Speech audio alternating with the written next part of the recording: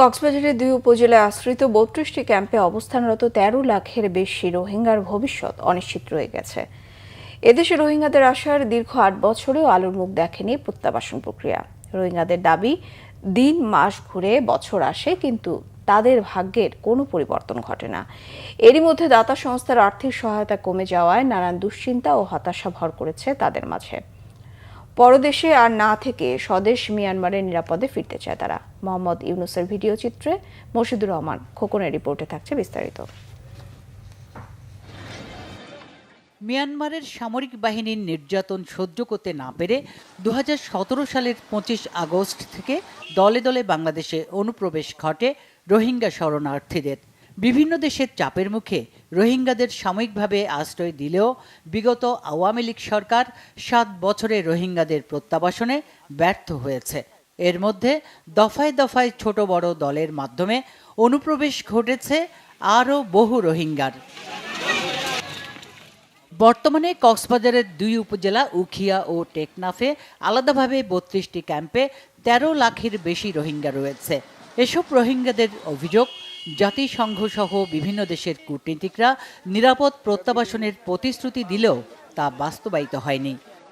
আরাই নদিলে দাসে আর নাম হদিয়া নদিলে আরা কিভাবে যাই ম্যাডাম এখন আর ৮ বছর পর্যন্ত বনমারিকা চাই থাকিলাম দে হন অড্ডাহতো আরা যাই বললা একখান ফতন দিহি আরিও তারা হন অড্ডাহতো বাড়াই লই দেন আর জুলুম গজ্জে হন অড্ডাহতো তারা আর বাড়াই আর লই দেন নাই আর সেফ জোন লই আরে ঢেভাড়া পড়িব আর দেশল আর তো ফিটুর আর তো যাইতে মনে হদ দিয়ে তল লাই মিলিটারি জানটা তারা গো গেম খেলার দা আর লই জেন নাকি আর নো লই যাই পারে এক ইন্দিল্লা কান সুরত গরদ ইন্দিল্লা কাদা বাহানা দুনিয়ারে দাহাত দেয়।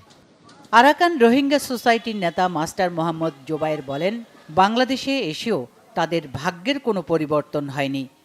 আর কানতো খাড়ি মারি ইনসানো নগদে নীলা র্যাব করি ফুরা দিয়ে জুলুম করি বাংলাদেশের ফিরে ওর মেলা দিয়ে তা বাংলাদেশে ইনসানর খাতেরে আরারে টেম্পোরারি জায়গা দিয়ে আর তো এন্ডিল্লা পারেশানি আদগার উড়িতে দিন দে দুই আর তো সেদিন আইলে সুকর ফানিল্লা আরা দিলর রহমানল্লাহ আরা পারেশানল্লাহ ফেডর বুকজা গই সুকর গুমজা গই। এদিকে রোহিঙ্গা শরণার্থী ত্রাণ ও প্রত্যাবাসন কমিশনার জানান, দাতা সংস্থাগুলোর আর্থিক সহায়তা অনেক কমে গেছে। ক্যাম্পের পরিবেশ পরিস্থিতি নিয়ে শঙ্কা প্রকাশ করেন তিনি।